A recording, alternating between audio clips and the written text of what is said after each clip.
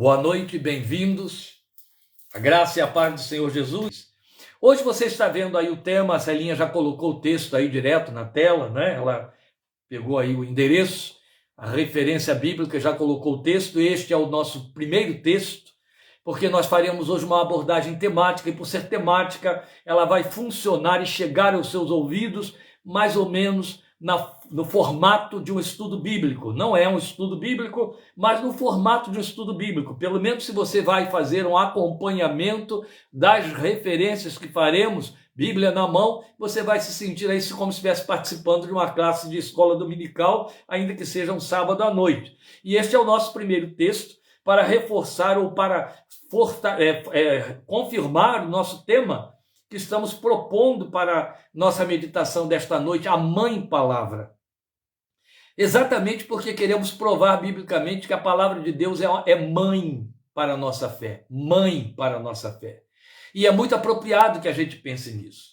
Considerando que este é um momento em que a palavra mãe, a presença mãe, a existência do ser humano nessa qualidade e categoria, de ambos os lados, da parte dos filhos que estão com a mente voltada para essa pessoa especial, que é a sua genitora, e a mente das próprias, as mães, conscientes desta celebração que lhes é feita, e com justo mérito.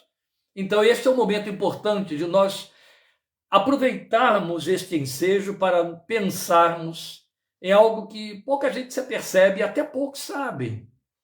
O lugar que cabe a palavra de Deus na nossa confissão. Alguém já diria central, mas central em que nível? Este é o ponto que nós queremos abordar hoje.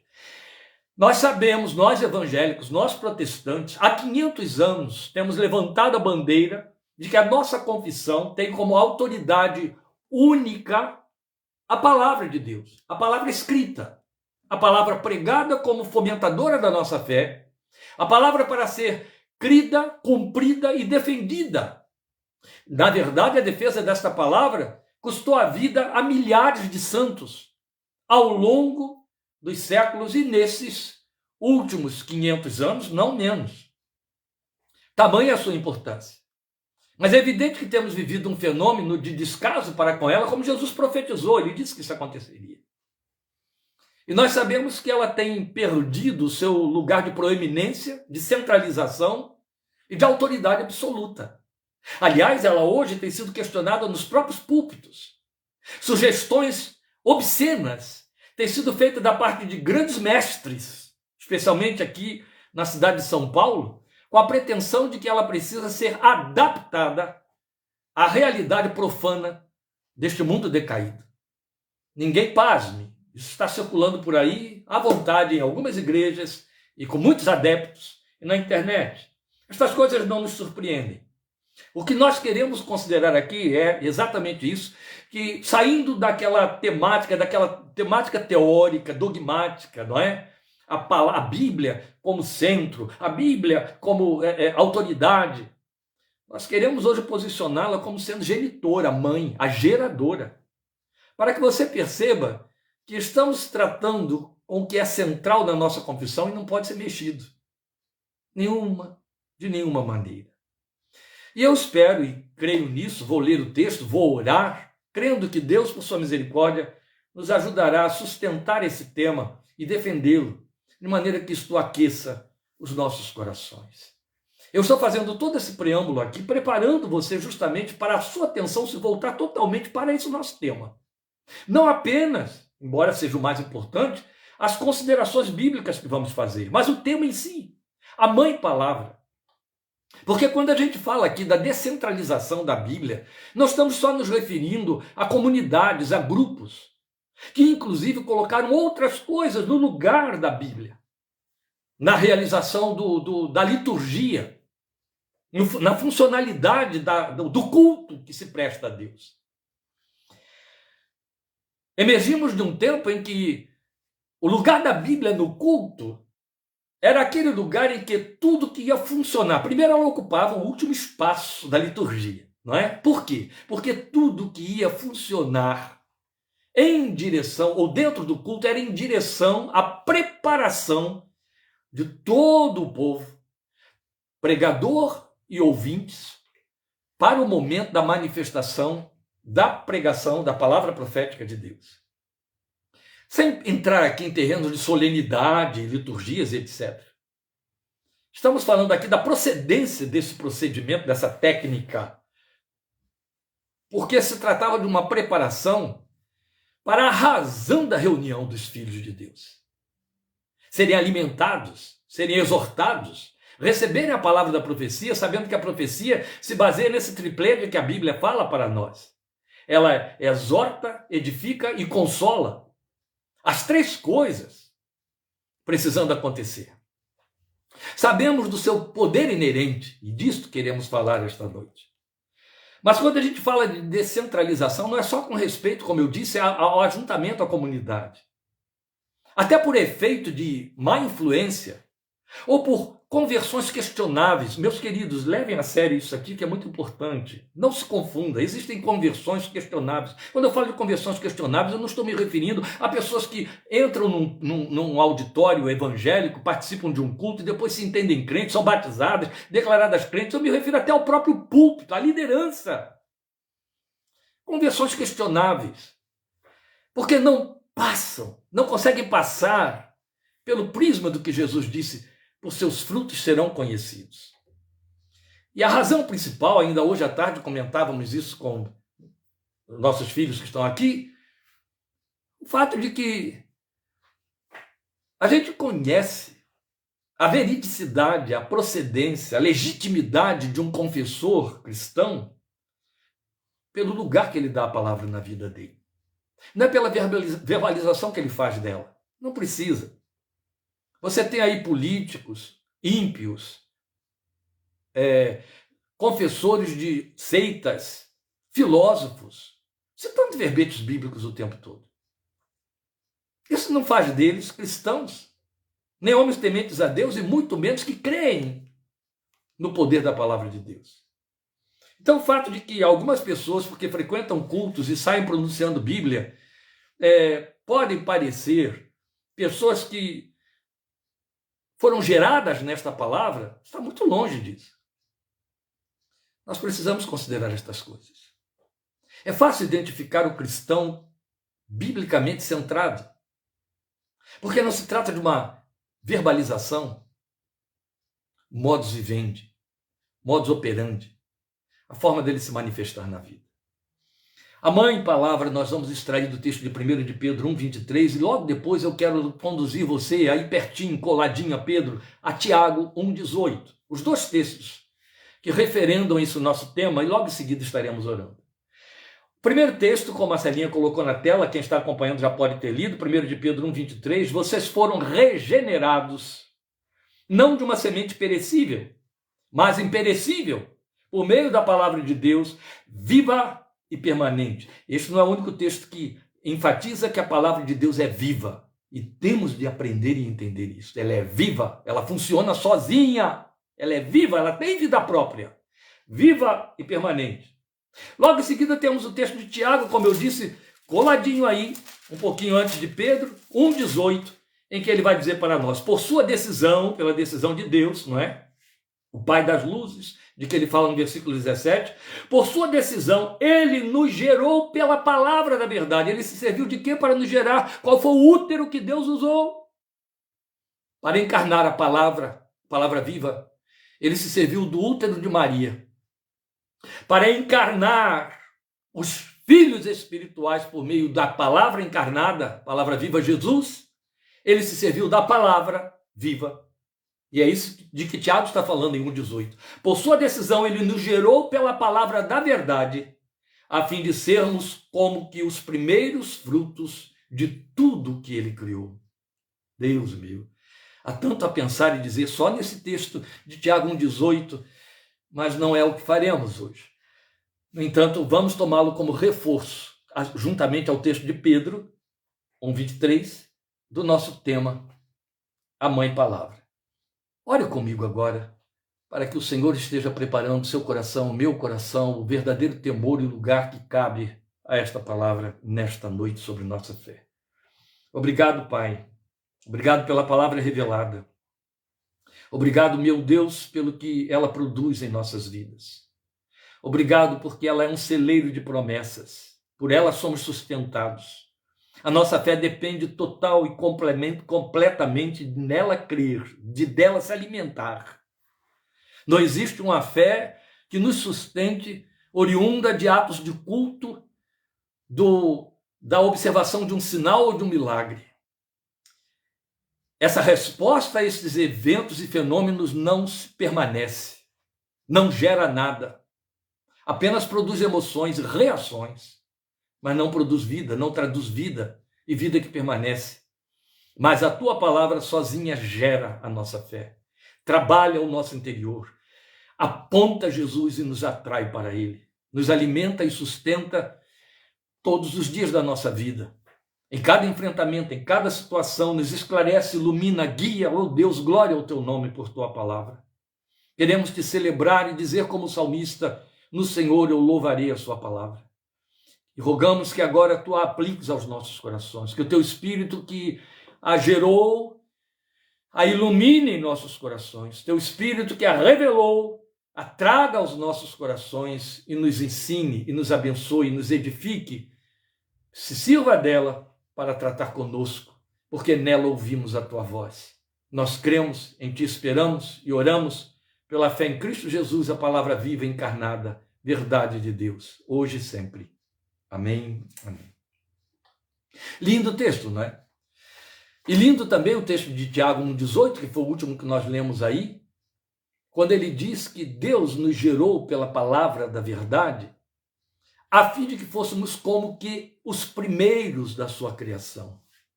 Nem quando Deus criou Adão, ele foi o primeiro. Lembram disso?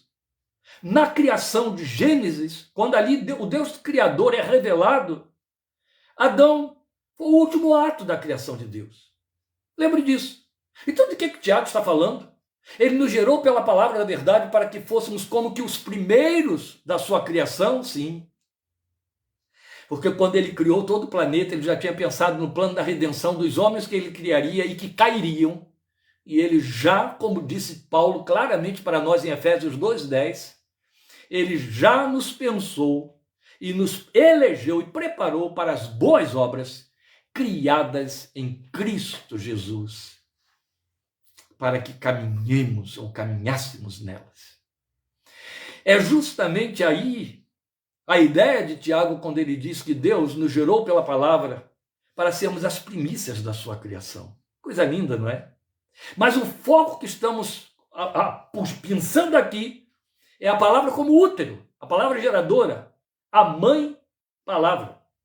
Evidente, como eu já introduzi aqui, esse nosso tema está por conta dessa data solenemente observada, criada no seio da Igreja Protestante dos Estados Unidos há décadas e décadas atrás, no século passado, né? No início, no meado dos anos 1900. E aí as igrejas decidiram separar um domingo, e este ficou sendo o segundo domingo de maio, para homenagear as mães, legitimamente. Isso se espalhou pelo mundo inteiro, o mundo tomou posse. Fez disso um grande cenário de comércio, e hoje, crentes e não crentes celebram o Dia das Mães. Amanhã todo mundo vai estar aí correndo atrás de comemorar com sua mamãe, almoçar, levar para comer, levar um presentinho, dar um presentinho, vai aos cemitérios para lembrar aí a mãe que já partiu, prestar homenagens à memória. Isso tudo é muito válido. É claro que sempre houve quem criticasse, mas sempre vai haver quem critique isso ou aquilo, mas o Dia das Mães foi criado no seio da Igreja Protestante há muitas dezenas já de anos passados, e o mundo absorveu isso aí, o protestantismo americano, mas todas as igrejas celebram, na sua maioria, assim como as escolas também, não é? A gente aprende desde muito cedinho a celebrar o Dia das Mães nas escolas, quando pertencíamos às escolas, quando o Brasil era pobre, e pertencíamos àquelas escolas muito pobres, minhas filhas chegaram a pertencer também, a participar delas, as professoras ensinavam as crianças a confeccionarem presentinhos, lembranças para as suas mães. Gente, aquilo era de uma riqueza, uma coisa tão linda. E eu lembro muito bem do sorriso, do brilho de felicidade nos olhos da minha mãe quando recebia esse presentinho confeccionado sob sigilo. A gente ia fazendo na escola conforme o professor orientava e deixava guardadinho lá, para ir completando até chegar o dia de levar para casa, que geralmente era na sexta-feira que antecedia o Dia das Mães. Que lembranças gostosas, né? Eu sei que temos aqui algumas professoras, Celinha, Ana Maria e outras aí que devem estar lembrando muito bem dessas tarefas didáticas tão ricas, tão edificantes, não é? Mas o que nós queremos aqui é, aproveitando então esse momento tão apropriado, para pensarmos no fato de que a dinâmica de nossa vida na fé tem na palavra de Deus a sua gênese e a sua alimentação. E são movimentos tão próprios e tão semelhantes aos da maternidade humana, que isso se impõe sobre mim, pelo menos. Fazer esse pareamento aí para a nossa edificação, especialmente depois dessas colocações que eu apresentei aí como preâmbulo desse nosso discurso hoje aqui. Veja, eu quero começar tudo isso aqui justamente para que você perceba a procedência da exortação que queremos apresentar em cima dessa nossa corrida aí nesses textos, lembrando de algo muito marcante na história protestante recente. Lá pela metade da década de 1940, um grande pregador escocês que se naturalizou nos Estados Unidos e que virou capelão do Senado dos Estados Unidos naquela ocasião, Peter Marshall, ele pregou um sermão, ele era um pregador de categoria, e ele pregou um sermão no Dia das Mães, cuja ilustração, na verdade o sermão dele quase que ficou exclusivamente sendo a ilustração. E essa ilustração escrita, foi publicada, ela correu o mundo, até hoje ainda circula por aí. Ele intitulou o sermão de O Guardião das Águas. Na verdade, ele conta toda uma bela história por ele criada, onde ele faz uma aplicação do lugar da mãe, que tem de ser irretocável no lar, na formação da família e, muito especialmente, na educação e formação de seus filhos.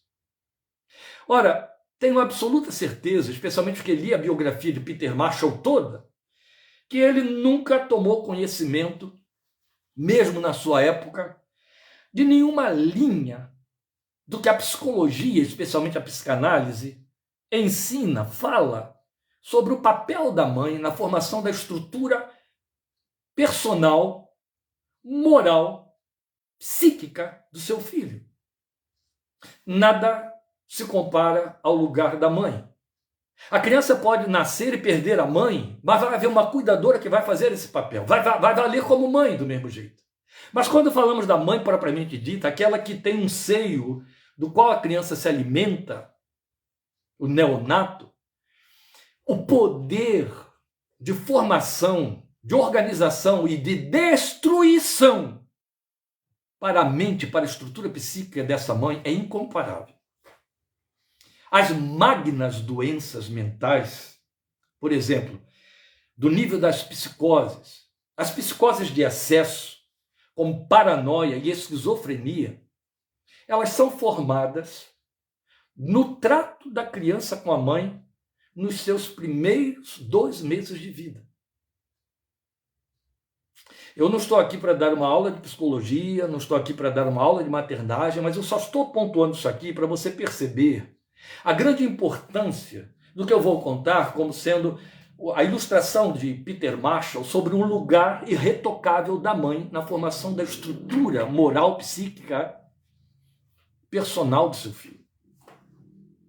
Peter Marshall, para poder mostrar que a mãe não podia ser mexida na constelação familiar, na formação do filho, ele contou a história de uma cidadela, é uma história inventada, fictícia, uma cidadela que era aprazível, era uma estância que era muito visitada por turistas. Ela tinha uma praça central com um lago muito belo. Nesse lago ali voejavam cisnes, nadavam cisnes, várias aves voejavam. Os namorados ficavam lá nas tardes sentados nos bancos. O povo ia à cidade só para ficar ali ao redor daquele lago, águas cristalinas, gostosas. Cidade saudável, salutar. Aquilo era muito bom.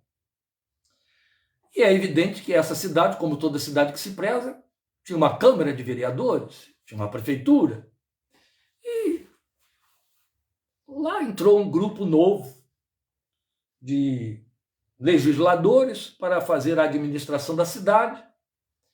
E um esperto, um certo dia, percebeu que havia uma despesa que a municipalidade tinha, mês após mês, ano após ano, com um ilustre desconhecido que era funcionário da prefeitura e que ninguém via.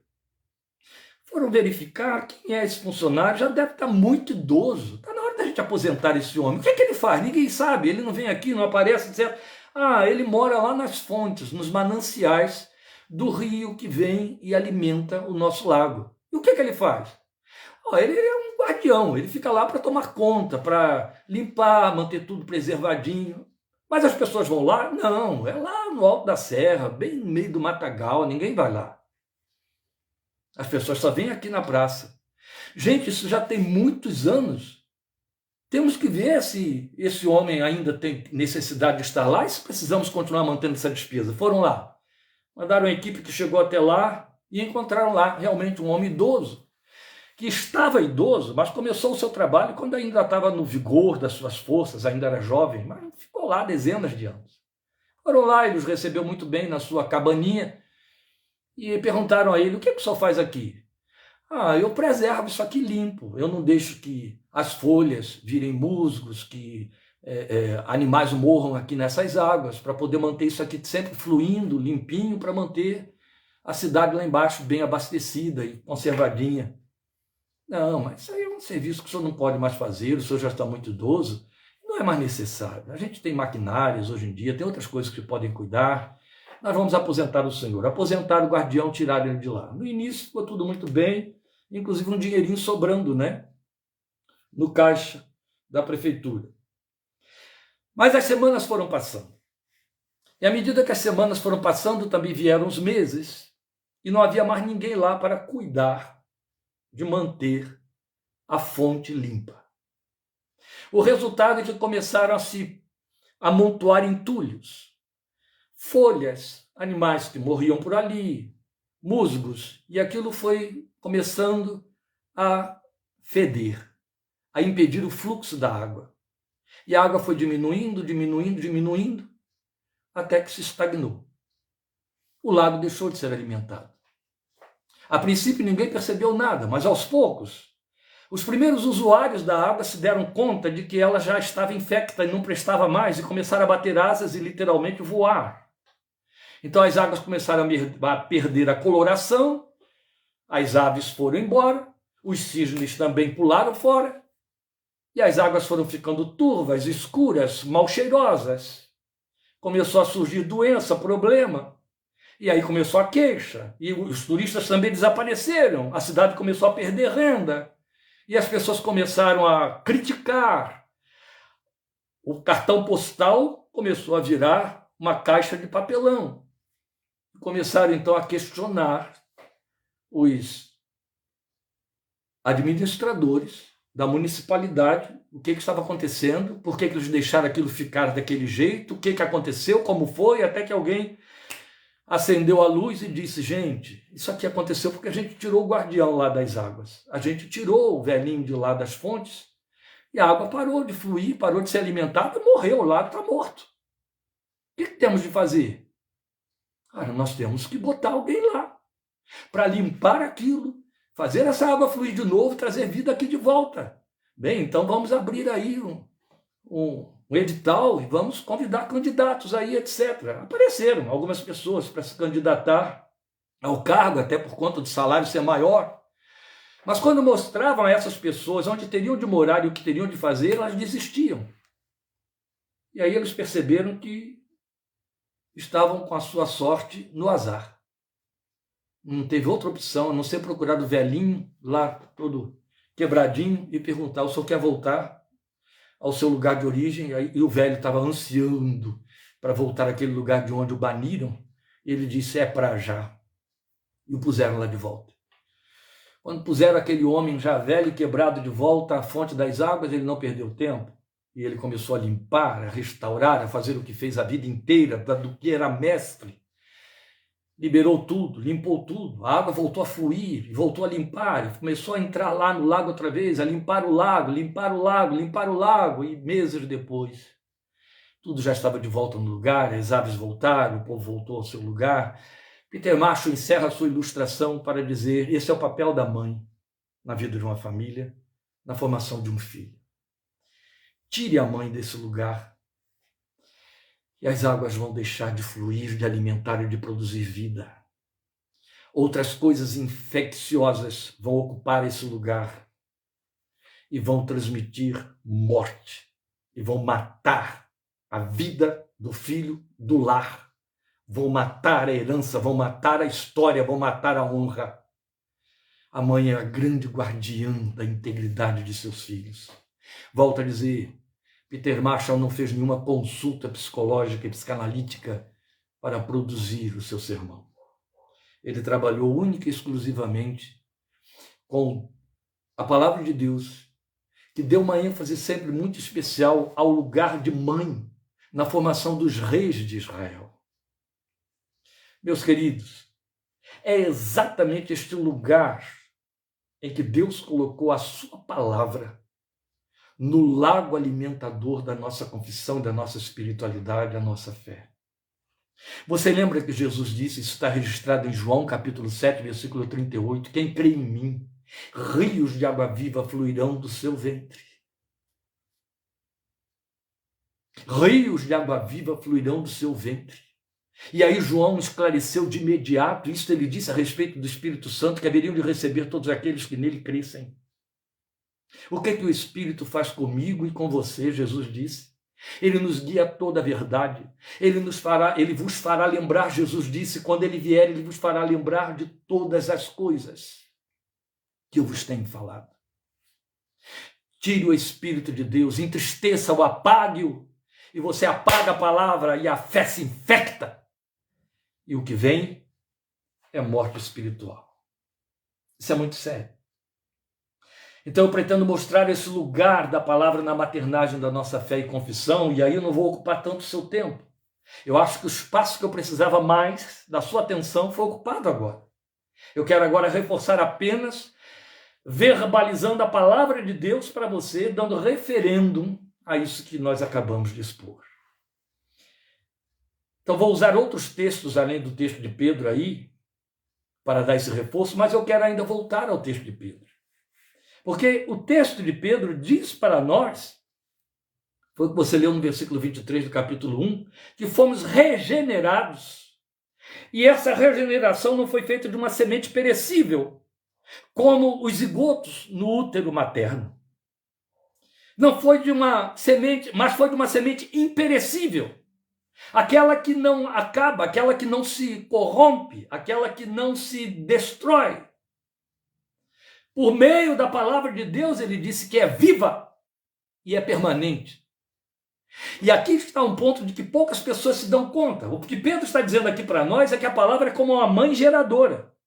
Ela faz o engendramento da nossa fé. O texto diz, você viu o reforço em Tiago, de que fomos regenerados, gerados de novo. A palavra faz isso. Então ela gera a nossa vida espiritual.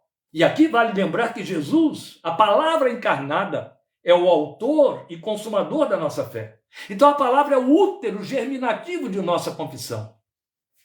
Mas eu chamo a sua atenção para o fato de Pedro enfatizar, e dando reforço a isso nós temos o texto de Hebreus 4:12, de que a palavra de Deus é viva e eficaz. Paulo escreve aos Tessalonicenses e diz a mesma coisa, capítulo 2, versículo 10, a palavra de Deus é viva.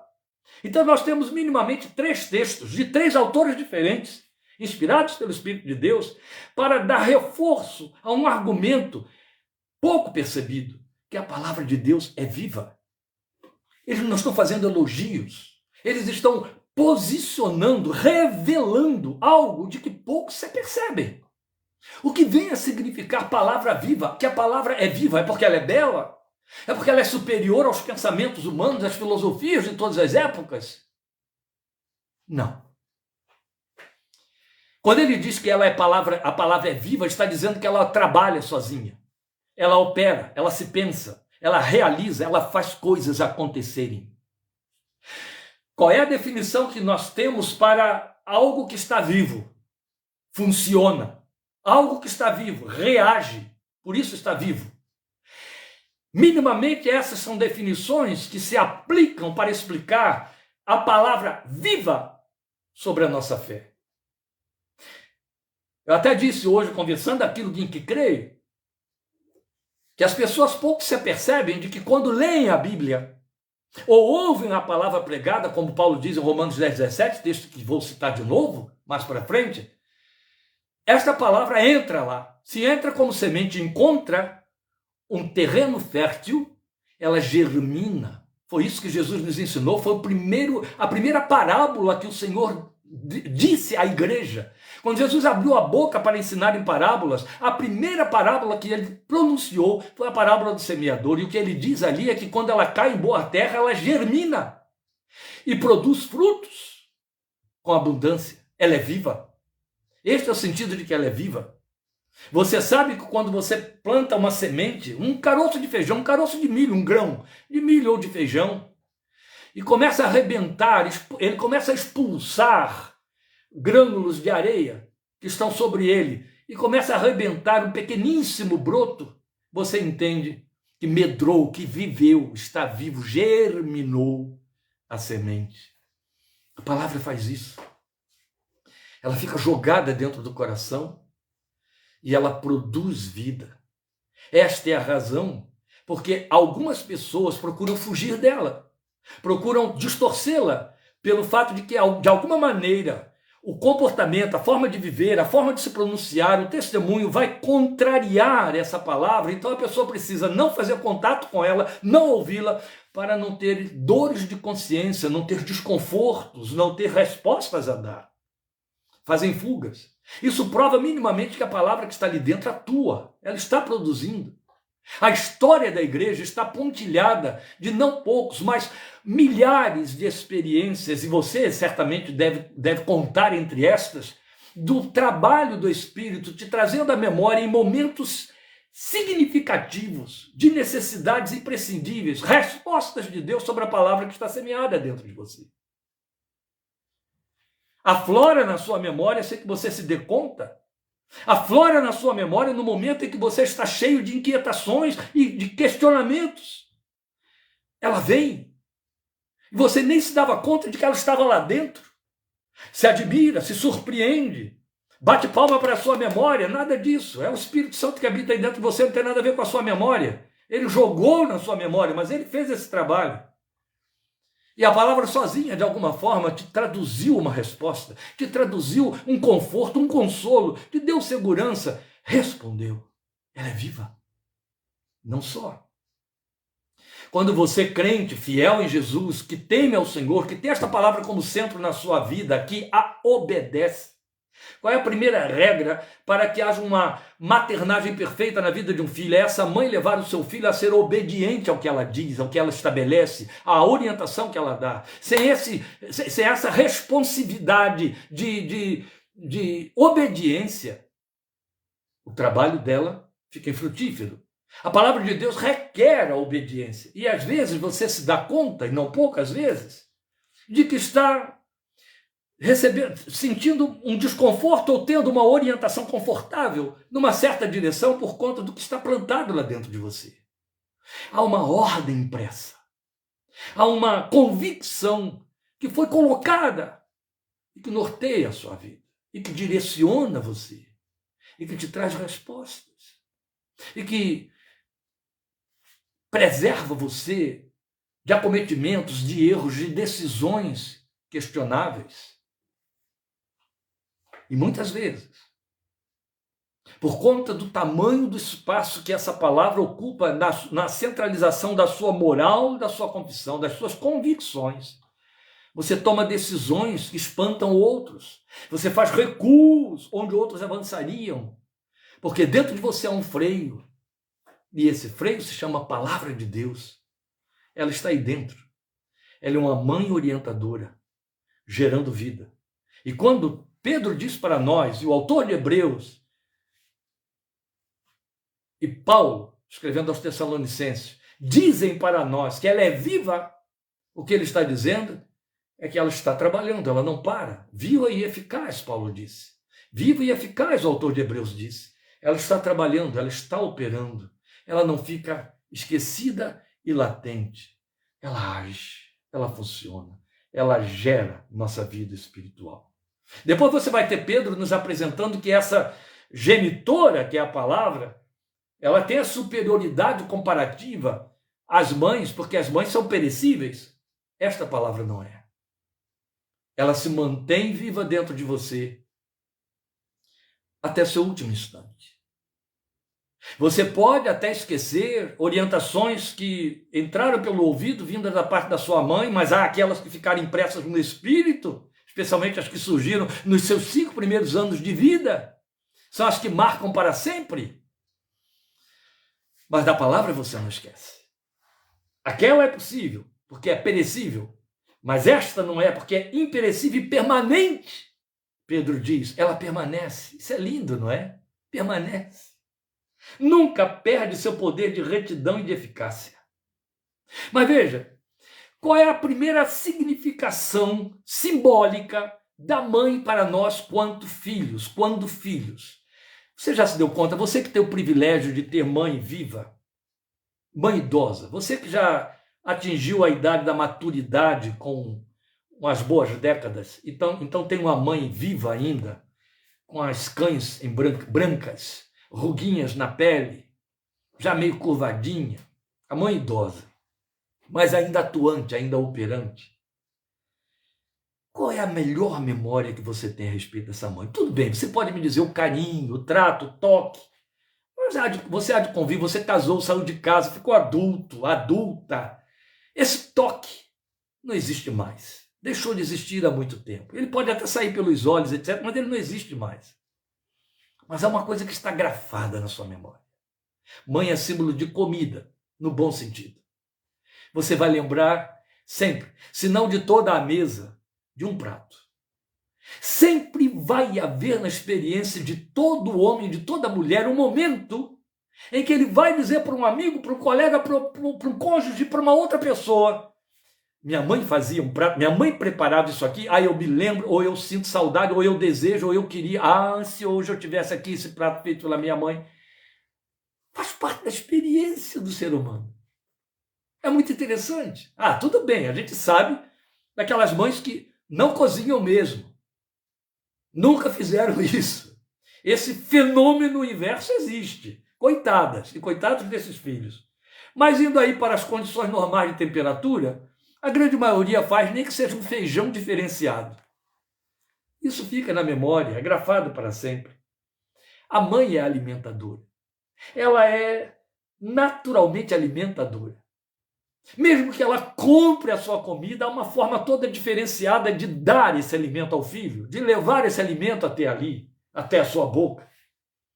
Bem, ela na verdade começa a alimentá-lo com parte dela mesma, né? Na amamentação, no aleitamento aí dos primeiros meses de vida, os primeiros 2 anos. Mas não é exatamente o que a respeito dessa palavra nos diz Romanos 10:17, que a fé vem pelo ouvir e ouvir a palavra de Deus.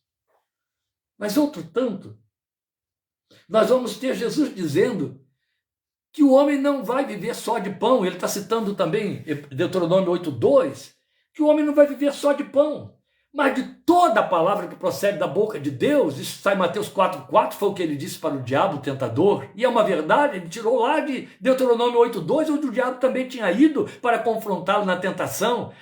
Nem só de pão viverá o homem, mas de toda a palavra que procede da boca de Deus, o que mostra aí a diferença que Pedro nos apresentou entre a mãe perecível e a palavra que permanece e que é imperecível. Porque o pão que a mãe pode produzir pode cessar, mas a palavra permanece. E ela é toda um alimento. Toda ela serve para alimentar. Você pode ser seletivo nos pratos feitos por sua mãe. Pode ser. Não, eu não gosto disso aí. Esse prato eu não gosto. Não, eu prefiro comer isso que está aqui. Não, vou deixar isso aí para outra hora. Mãe, isso aí eu não gosto não. Então você pode dispensar determinadas coisas. E algumas você até vai dizer, não serve para mim, você sabe muito bem, eu desenvolvi uma alergia. E aí não posso comer esse prato. Mas está escrito, e Jesus disse, que você pode se alimentar de toda a palavra de Deus. Isso significa que o livro de Jó também é um bom prato servido à mesa. É importante que eu diga isso aqui, porque surgiu entre nós alguns capciosos filhos do engano e do sofisma, entre nós evangélicos, dizendo que o livro de Jó é o livro de um homem fracassado, porque não coaduna com a sua confissão ufanista mentirosa, né? De que o crente só prospera, só se dá bem, não adoece, e da mão de Deus só vem coisas muito boas, e que as coisas ruins só vêm da mão do diabo, e então o livro de Jó é o livro de um fracassado, não deve-se nem ler. Eu há muito tempo ouvi a proposição de um tonto desses dizendo ao seu povo que se quisessem rasgar o livro de Jó e tirar do meio da Bíblia, não ia fazer falta. Ele ocupa um púlpito. Toda a palavra é alimento para a nossa fé. E aí é um ponto importante a considerar. Como ela é uma mãe alimentadora, você tem de comê-la toda. Aliás, Deus usou esse verbo de forma muito literal para Ezequiel e para João. Mandou que comessem da palavra. Comessem. Literalmente comessem. O coitado de Ezequiel teve que comer lá do rolo de pergaminho, porque Deus mandou ele comer. E ele disse para ele, um e outro, ela vai ser amarga na tua boca, vai ser doce na sua boca, mas amarga no seu ventre. Ela é uma mãe alimentadora, mas ela é cuidadora. Você sabe do que eu estou falando, você que é mãe e você que é filho. Não tem onde correr. Qual mãe não é desvelada e exageradamente cuidadosa quanto ao seu filho? Um cuidado que o filho quer dispensar muito cedo, especialmente o filho homem, não é? Mas é indispensável quando se trata da palavra de Deus. Lâmpada para os meus pés é a tua palavra. Aqui no interior de São Paulo, aqui em Analândia especialmente, então tem muito pouca gente aí que toma conhecimento ou que sabe disso que eu vou dizer agora. É muito frequente a gente ver, tarde da noite, por volta aí de 10 horas da noite, pessoas andando pelas ruas, usando lanterna. Hoje eles usam o celular, a lanterna do celular, mas é muito comum. Nós temos cobras, especialmente no mês de setembro, que atravessam as pistas. A gente esbarra com elas. Eu moro numa área rural, viu, gente? Não estou no meio do matagal, não, mas é uma área rural. A minha rua aqui não tem calçamento, glória a Deus. Tem mato aqui para tudo quanto é lado, ar puro, maravilhoso. E tem cobras. Então, por conta de evitar buracos, por causa da escuridão da noite, porque temos várias áreas aqui ainda não cobertas por iluminação pública, né? É evidente que isso tem a ver com descuidos de administração, mas existe. E aí as pessoas caminham pela beira da estrada, muito especialmente, eu estou aqui bem perto da rodovia, e elas caminham com lanternas dos seus celulares iluminando o chão. Elas precisam disso para não tropeçar, para não esbarrar com o que não deve, para poderem saber por onde devem ir. E, de certa forma, para sinalizar, especialmente quando vem veículos. Aí o veículo vê, né, que ali há uma luz, há uma pessoa passando por ali. O texto de Salmos diz que a palavra de Deus é lâmpada para os nossos pés. Ela ilumina os nossos caminhos. Só que ela faz isso de uma forma muito linda, é como a mãe.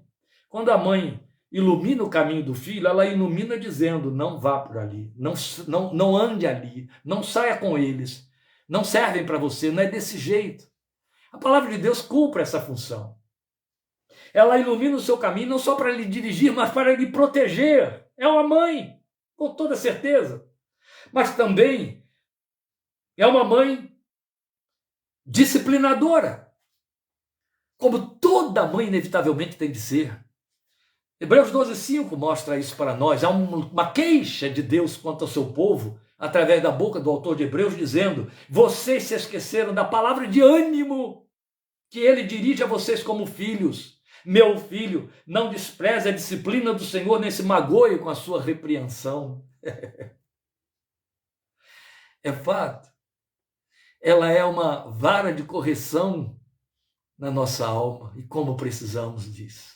Como necessitamos das cercas que ela levanta, não apenas para nos defender, mas para mostrar os limites que não devemos ultrapassar. Porque estamos no mundo, mas não somos dele. Mas se a palavra não estiver iluminando o nosso caminho e não servir de vara de disciplina, vamos derrubar as cercas, vamos pular as cercas, ou diremos que não há cerca, de forma que o trânsito entre reino e mundo se torna frequente e imperceptível. Mas ela é bondosa. Por mais disciplinadora que a mãe seja, a imagem da bondade materna é o maior registro que a gente leva na memória. É o maior registro.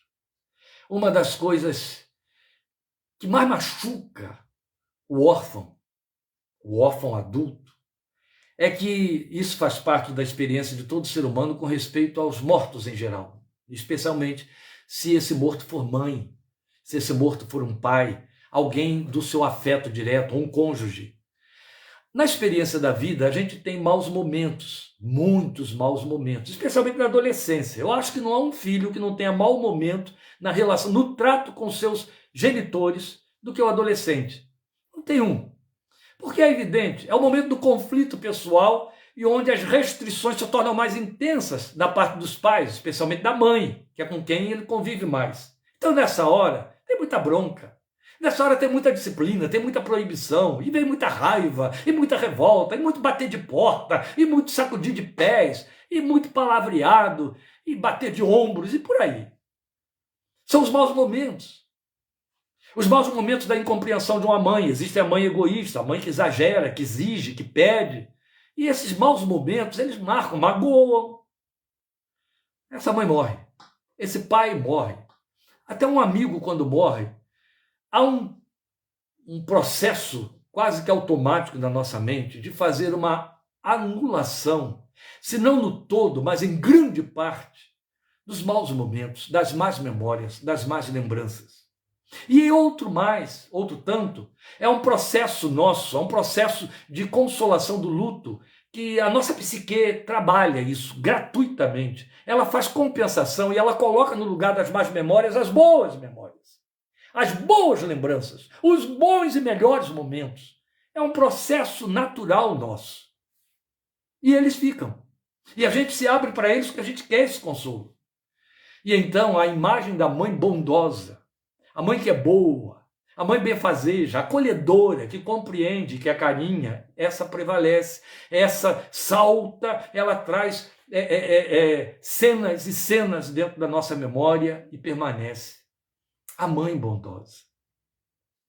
A palavra de Deus é bondosa. Ela se autoproclama bondosa.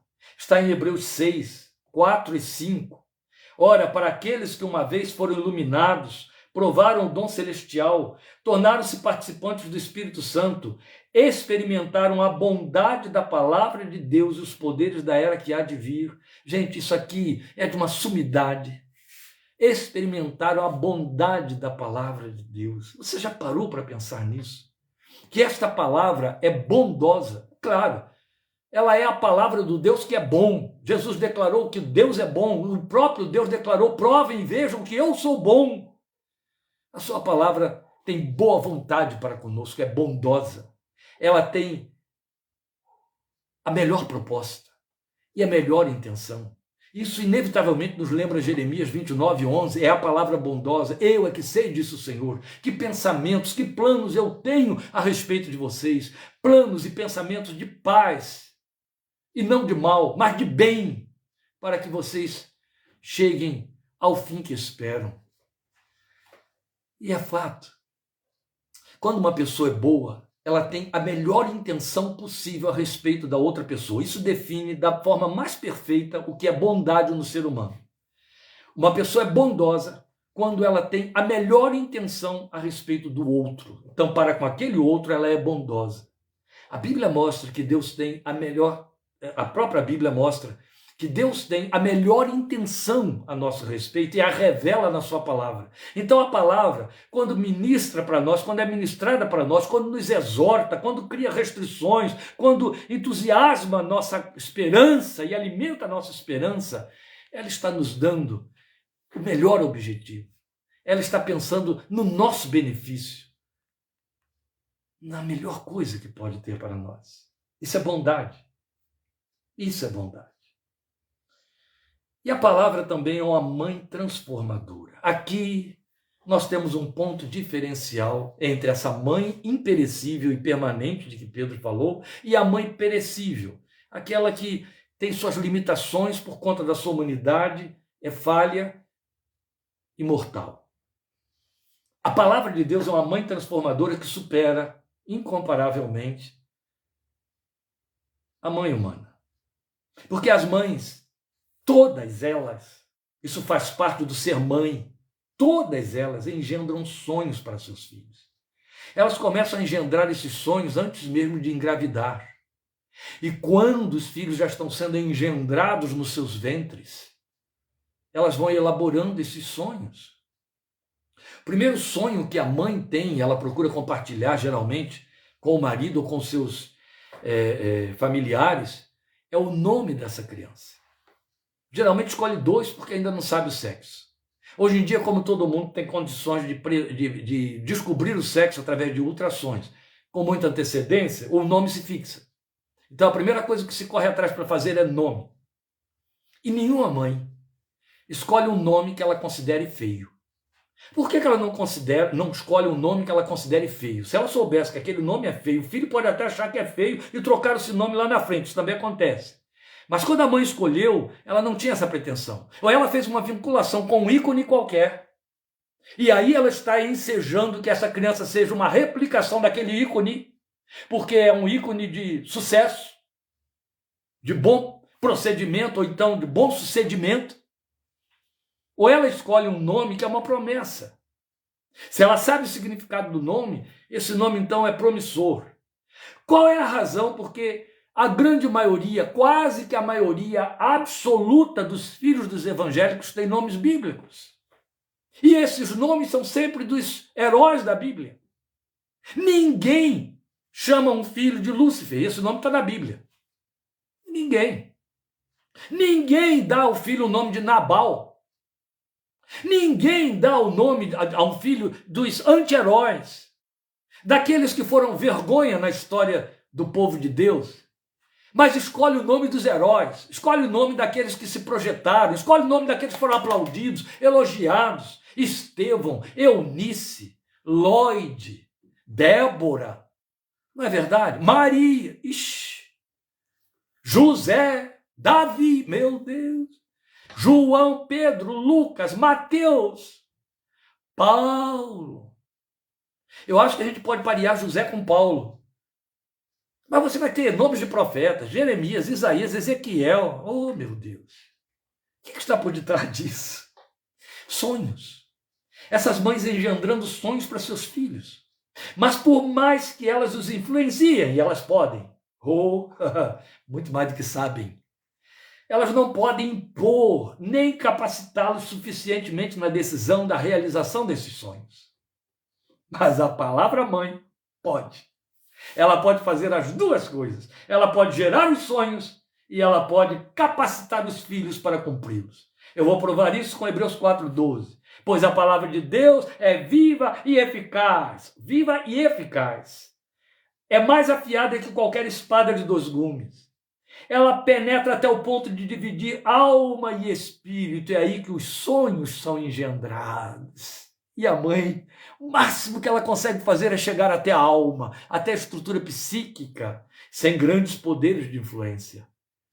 Pelo menos não comparativamente. Mas ao espírito, só a palavra vai. E o autor de Hebreus está dizendo que ela vai lá, ela faz a separação entre alma e espírito, juntas e medulas, julga os pensamentos e as intenções do coração, ela influencia nas intenções, ela cria sonhos. Aleluia. Aleluia, esse é fato, como ele faz. Mas também capacita os filhos para cumprir esses sonhos. Veja, 1 Timóteo 4:5, para falar do homem que é santificado pela palavra de Deus e pela oração. Isso traz capacitação e põe o Espírito de Deus ali dentro para a realização do sonho. É verdade. Está escrito no Salmo 68:8, 138:8, que Deus engendra e realiza os nossos sonhos. Ele é poderoso para fazê-lo. Nunca esqueça da palavra do Salmo 34. Agrada-te do Senhor, ele satisfará o desejo do teu coração, o sonho do teu coração. A palavra faz isso. Mas veja Atos 20, 32, que diz para nós. Paulo ora pelos crentes de Éfeso e diz assim: agora eu os entrego a Deus e à palavra da sua graça, que pode edificá-los e dar-lhes herança entre todos os que são santificados. Pode colocar você no nível de Davi, pode colocar você no nível de um Samuel, de um Ezequiel, e aí o nome vai valer, de uma Débora, de uma Lloyd, e por aí, de uma Eunice, de uma Sintique, e vai embora. Ela pode, ela pode. A mãe não pode, mas a palavra pode. Aliás, vamos lembrar com detalhes. Segundo aos Coríntios 3,18, ali está escrito que nós estamos sendo transformados. A imagem do Filho de Deus, a glória do Filho de Deus, é a palavra que faz isso. Opera eficazmente em vós, Paulo diz aos Tessalonicenses, 1 Tessalonicenses 2,10. As mães são inesquecíveis. E tal como na ilustração de Peter Marshall, também são insubstituíveis. Pelo menos, sua influência se ensina. Assim é a palavra de Deus na fé dos que a amam, dos que a temem. Daí o salmista dizer: para sempre, ó Senhor, a tua palavra está firmada no céu. Então, à vista de tudo isso, eu estou encerrando, que vai dar 1 hora que eu já estou aqui ocupando o seu tempo, eu quero dar uma palavra às mães sábias, especialmente neste fim de semana, em que elas estão sendo celebradas merecidamente. Ouça, mãe, você que ainda tem filho, glória a Deus, seu filho está aí ao seu redor, está aí perto de você. Eu não estou falando do filho neonato, não estou falando da criança, estou falando filho. Não importa a idade que ele tem, não importa que ele já te tenha dado netos, ele continua sendo filho. Ela continua sendo filha. Não importa se ela já está no 2º ou 3º casamento, ela continua sendo filha. Não importa. Então você que tem filho, você que é mãe, a palavra de Deus é a sua poderosa aliada na realização na vida de seus filhos de qualquer idade, para uma experiência de comprometimento eterno, acima de qualquer comparação. Hoje eu lamento quando eu vejo mães confiando a escolas e a cursos específicos a instrução do seu filho. Quando a Bíblia diz: ensina a criança no caminho que deve andar, e mesmo quando for velho, não se desviará dele. Isso já prova que essa mãe não crê nesta palavra.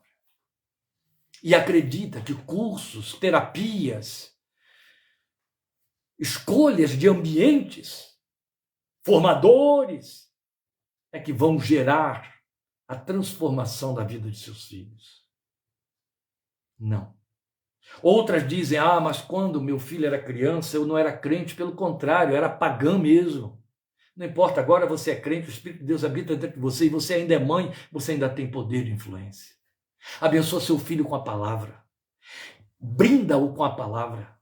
Junto do presentinho que você dá, junto da comidinha que você prepara, do farnel que dá para ele, no momento em que o afaga, dá um abraço ou um beijo, amanhã ele vai visitar você. Joga uma palavra no seu ouvido, palavra de Deus. Deixa a palavra de Deus ser ministrada, faça dela a sua grande aliada. Quando ele vier lhe pedir um conselho ou uma oração, ministre a palavra. O Espírito de Deus te orienta, mas faça dela sua poderosa aliada na realização da vida desses filhos. Não importa a idade, não importa a experiência que ele tenha, não importa que ele se revele altivo, superior a você. Joga a palavra. Passa a espada por baixo, derruba a altivez, mas usa a palavra. Use-a, fale dela, fale nela para eles, a tempo e fora de tempo, como Paulo recomendou a Timóteo. Lança a semente. Foi exatamente o que Jesus disse, que está lá na parábola do semeador, Lucas 8:11.